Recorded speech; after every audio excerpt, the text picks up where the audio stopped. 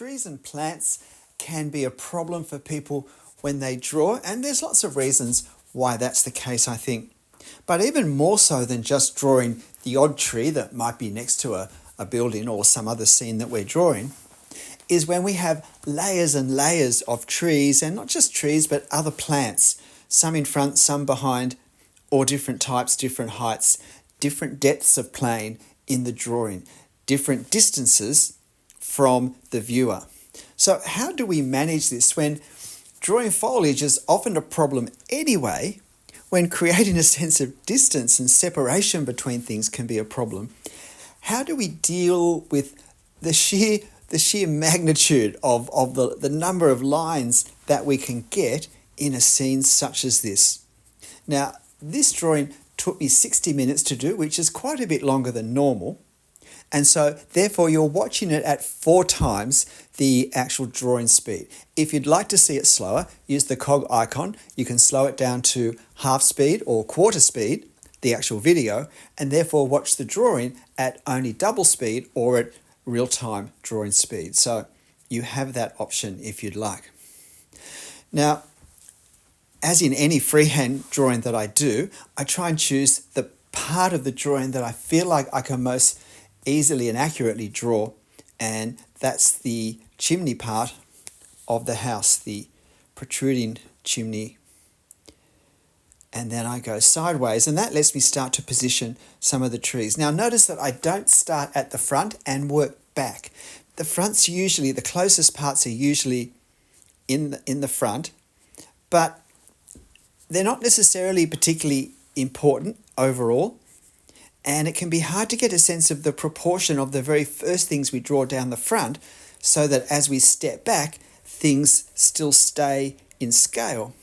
I find starting in the middle, if I can, works best, but particularly starting with the part I can most easily draw accurately, the proportions. So you can see me very quickly moving off in all directions here. It wasn't quite this fast, but certainly there was a fair bit to do.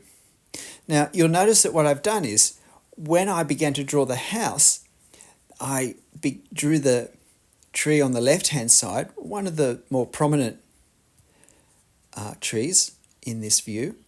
And I also draw, as I draw the house, where there's foliage that comes across in front of the house, I try, if I can all remember and manage it, to not draw the house lines over parts where the foliage is going to come in front. If at all possible, I want to avoid the foliage lines overlapping the house lines. But in fact, I want to go beyond that and in many parts try and create a very slight separation of where they would cross each other, just to give a little help for the eye to keep them separated. That can be, I think, more important the more complex a scene comes, such as this. Now, there's going to be a lot of hatching in this scene, mostly for the foliage and for the shade and the shadow. So it is the sort of scene that we want to have a bit of time up our sleeve for, and to have some commitment to working through it methodically. But having said that, it actually can be very satisfying to do a drawing such as this, even if it takes longer than normal, because we get into a rhythm and we can just progress.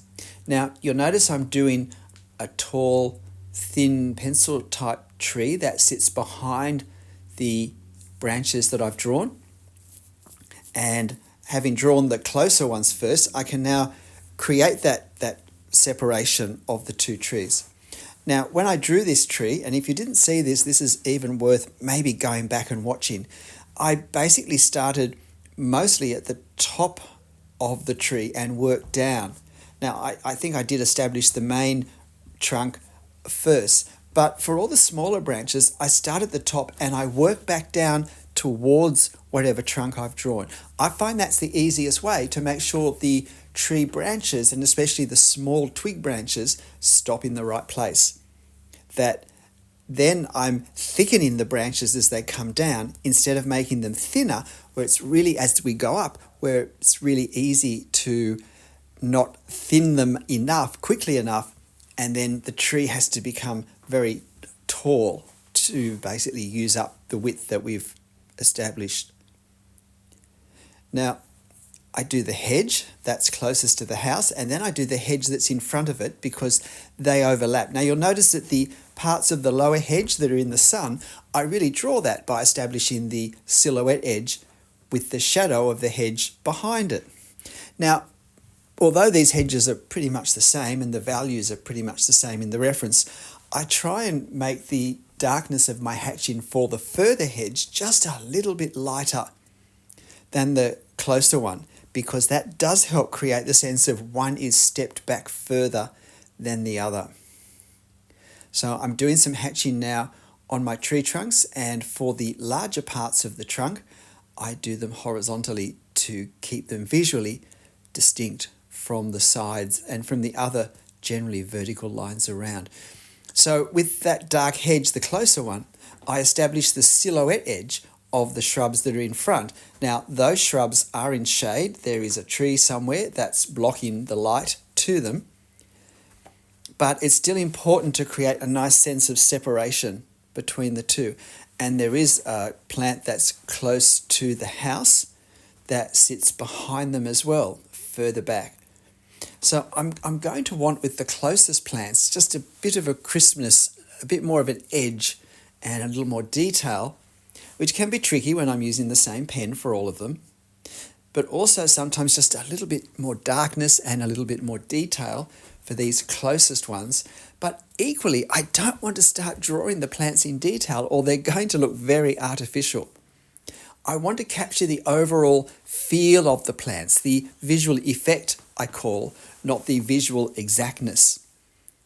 It's almost like looking at it at a glance and saying, what's the main take home from this? If there's strong value contrast, either light or dark behind, then that silhouette edge becomes an important part of the effect. And then are there any main shapes within the shrub, the plant that stands out? Try and capture a couple of those. If the leaves come out towards us and kind of flop down as they do further in front of this low wall, then we want to capture a few of those, but we don't want to draw more than a few of them. Just a few to set us up to understand what's happening. We want to have more generalized marks after that. So going back to the house and doing a bit more of the house so that I can then work on the foliage, but I need to establish these windows so I can work on the foliage that comes across from the right-hand side in front of the windows. And again, I'm really drawing the values that we see. I'm trying to establish the lights and darks and not worry about the tree. I do think it is a big mistake that I blacked in those windows quickly. I should have tried to capture the reflection, the sun reflection on the left-hand window. I often talk about the advantage in not creating dead black windows, and I've gone and done it when I could have really quite easily had a window with a bit of reflection and brought a bit of light, in effect, onto that side of the house, which I think would have worked really well. So now we've got this stone wall in the lower half of the house, and it has quite a bit of shade on it as it moves around away from the sunlight. The bricks are dark. You can see I've chosen actually not to add value to the bricks for the colour because I just thought the building's going to get too dark too quickly and the whole scene will become perhaps unintelligible. So I have resisted the urge to put any value on the house itself, on the brickwork, except for the different colour underneath. So I've in effect made it darker rather than lighter than the brick as it is in the reference. Now on the right hand side here, again we have a number of layered shrubs and trees, small trees. And I don't want to become too exact there. It's not overly exact in the reference. It's a bit hard at a glance to see exactly what's there. So I don't want to introduce a precision in my drawing that's not there in the reference, particularly because if it's not clear in the reference, I may not get it right. And so it may look even more artificial. And so now I'm just darken in the values of the house because I felt that this part of the house was still not dark enough. It needs to blend into the shade and shadows with that foliage on the right more evenly. There is a bit of sunlight on the grass, you'll notice, in the centre section above the wall, and that's one of those areas that we need to especially make sure we don't accidentally put little marks on it. We want to keep that fairly bare to give a sense of the light and of the slope of the ground and create a bit of breathing space visually in the centre of quite a complex part. Now we have bare trees behind bare trees and on the left, and pay attention to the way I'm drawing it. Having drawn the closest of these trees first, I now draw the ones behind it. And I try not to cross my lines that I've already drawn. And I think it does give a sense of these trees layer back some distance. It's a big mistake always to look at the reference and think, oh, it just looks like the lines are over the top of the lines of the further trees, and do that. It creates a very two-dimensional tangle. And with a scene such as this, with as many marks and lines as we're going to put on the paper, we need to pay particular attention to trying to create visual separation between marks that are saying different things, that are telling us different things of the visual appearance of what we're looking at. It's always the challenge to keep a sense of separation of the various shapes and forms, objects, particularly when the values are quite similar. So now I have this garden in front, which again is a very important level and layer. It comes down towards us. It also sets the framing for the grass in front. And this is the part of the drawing that it's really important to pay just as much attention to as the rest of it. This is the part of a drawing where I often see in the work that some of my drawing students do, perhaps a faster effort, less concentration, and this part can be rushed and simply not done as well. The grass in front, even more so. If we have grass in a scene that we want to draw, and if we intend to draw that section, we have to have as much commitment to the effective appearance of capturing the effect of the grass, whatever that means for our line work and our mark making, as we have for whatever the major tree or the major bush or shrub or part of the garden is. We can't neglect it, and it's always working out what's the best way I can put marks on the paper to capture the feel, the visual impression of what I see. And if I'm not sure, if I haven't really had experience doing grass that looks like this with these shadows and this length and so forth and the way the ground slopes, then I stop the drawing, grab a sheet of scrap paper and just play around for a few minutes what I think will work and see if it does. This is what I usually do every drawing before I start drawing. Now, have a look at these the strip of plants just in front of that wall, and it's a fairly good example of trying to capture the effect of those plants. They're all small clumping plants with kind of floppy sword-like leaves that go up but reach a certain point and then they flop over. And their shape is quite distinctive, but they also cast often quite distinctive and dark shadows at their base.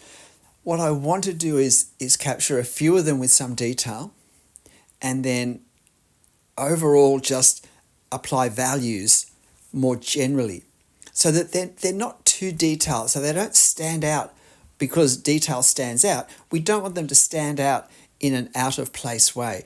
It's keeping the appearance of the things we create in line relative to their appearance in the reference, because we do want closer things to feel closer, but we don't want them to overwhelm the scene, to draw too much attention to themselves. So you can see how all the layering back and forth is working with each part. Now I'm using a 0.2mm pen as well, and please hit the like button if you haven't already. If you've got to this point, then please hit the like button for me. I'd love to hear your comment about this sort of scene. Do you draw it? Do you stay away from them? Would you like to have a go now? This photo reference, of course, will be on my channel community page if you'd like to. Just about done now, just doing a few little bits. I made, this pen is almost dried up, and so it doesn't always give me straight lines, but I like to play around with that. because it gives me more options sometimes of the sorts of marks and lines I can do. But I did make a few additions with a fresh pen before I took the photo for the thumbnail, so you might like to compare that with my finished one. G'day, I'm Stephen Travers. Look, I hope you found this interesting. I love this sort of scene, I must admit, but I do recognise it's not really easy. But it's a great subject for us to practice our technique for foliage, but also our way of drawing complexity and yet introducing separation and understandability in what we draw. So why not give it a go, or just give part of it a go? But look, whatever you end up drawing, however you draw it, make sure you have fun. I'll see you next time. Bye.